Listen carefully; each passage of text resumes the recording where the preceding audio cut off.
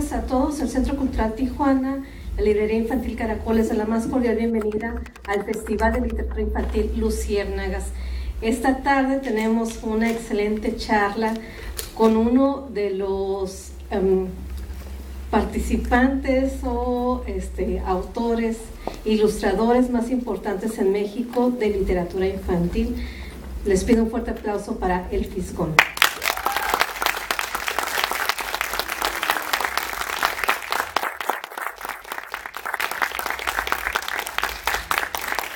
Para acompañarlo en la charla recibimos también a Patti Blake, quien es coordinadora de literatura del Instituto de Cultura de Baja California. Muy buenas tardes.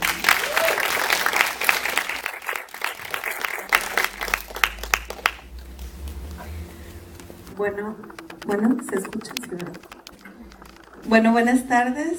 Es un placer para mí estar aquí en esta tarde y estar aquí acompañando a Rafael Barajas, El Fisgón, y además de todo, estar en el marco del primer Festival de Literatura Infantil Luciérnagas, dirigido por Lorena Castro, para quien ha sido como un sueño hecho realidad.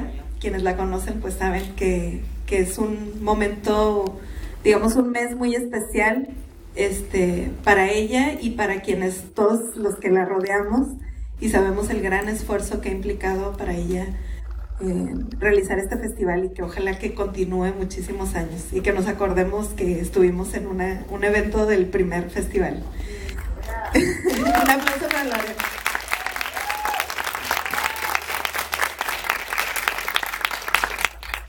Y bueno, también un honor estar aquí, como les comentaba, con Rafael Barajas, El Fisgón. Les voy a contar un poquito acerca de él, que bueno, todos lo conocemos y lo hemos conocido a través de muchas de sus ilustraciones, de sus cartones, de su presencia en la vida social, política de nuestro país a través de más de 35 años.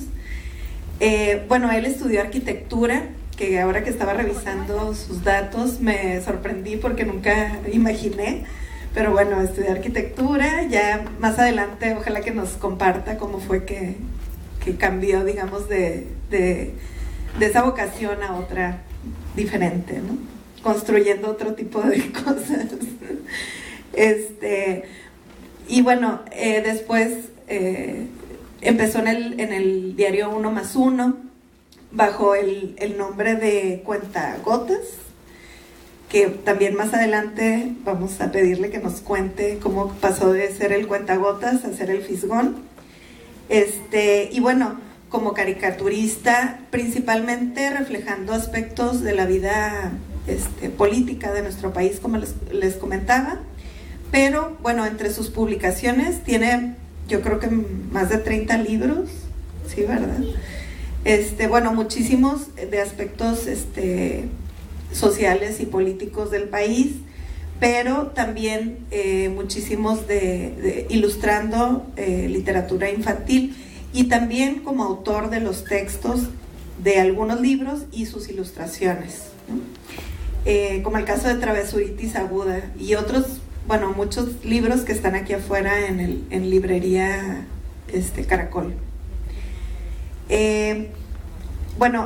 Actualmente trabaja como cartonista en muy diversos medios de comunicación, principalmente, bueno, reconocido como en La Jornada. Ha estado en revistas como El Chamuco, que dirigió también, El Chahuistle, y bueno, siempre como muy con una visión muy aguda, crítica de nuestro entorno.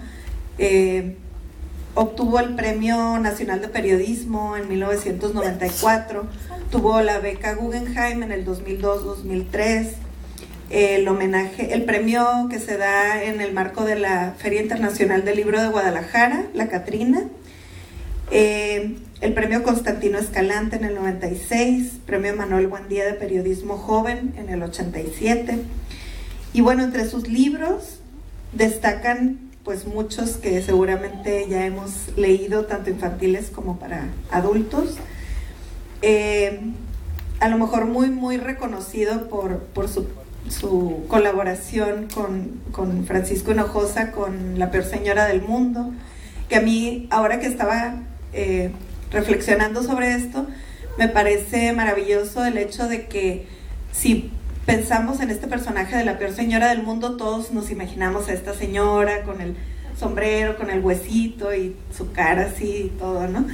Y es un personaje, digamos, creado por Francisco Hinojosa, pero cuya imagen fue imaginada y trazada por el Fisgón, y se me hace, no sé, me imagino que debe ser algo así muy impactante como la forma en la que ha sido recibido por tantos niños, jóvenes y generaciones diversas, de, como hace rato que nos contabas, ¿no? Que un mismo libro que era de un papá y luego de un niño, ¿no? De su hijo.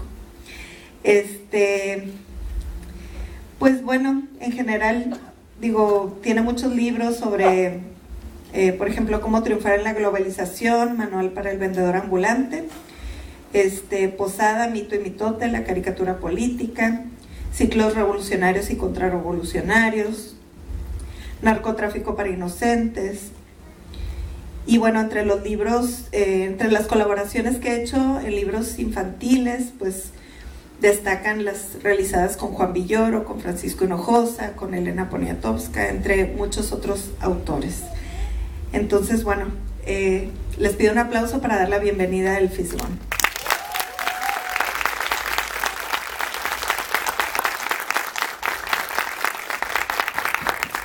Es un honor que me hayan invitado aquí. Estoy muy agradecido de que me hayan traído.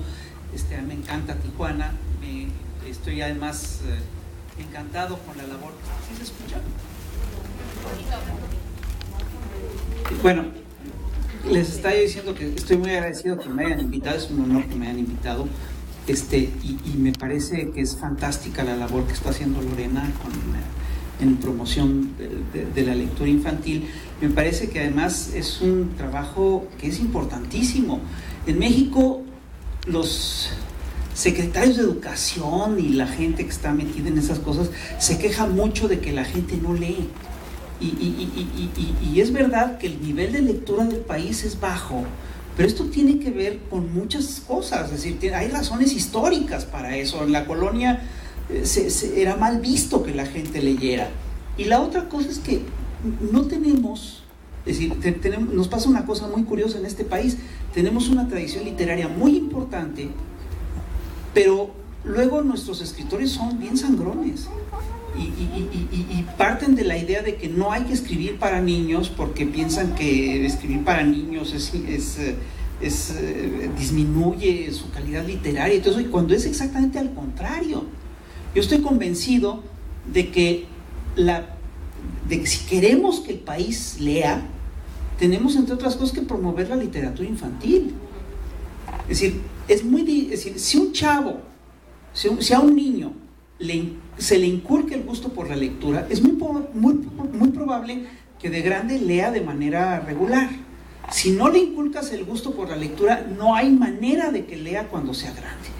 Yo recuerdo, es decir, yo estaba haciendo una revisión de lo que es la historia de las publicaciones para niños en México, y me llama mucho la atención que tenemos un país con grandes escritores, pero con muy poca obra para niños.